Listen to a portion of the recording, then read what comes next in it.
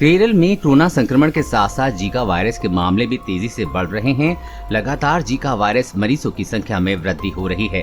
हालांकि विशेषज्ञों का कहना है कि इसे महामारी नहीं मान सकते हैं, लेकिन इसे नजरअंदाज भी नहीं किया जा सकता।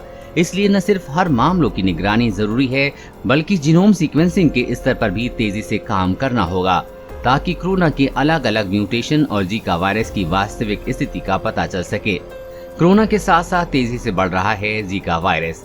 नई दिल्ली स्थित मौलाना आजाद मेडिकल कॉलेज के निदेशक डॉक्टर नरेश गुप्ता का मानना है कि जीका वायरस की जांच प्रयोगशाला में होनी चाहिए।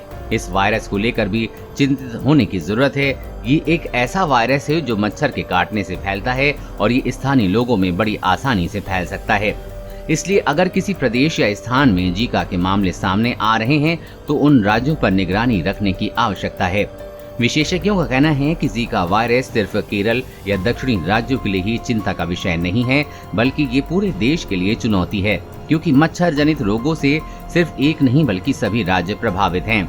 मलेरिया, डेंगू, चिकुनगुनिया से संबंधित मामले हर साल देखने को मिलते हैं और इनकी वजह से मरीजों की मौतें भी काफी होती हैं।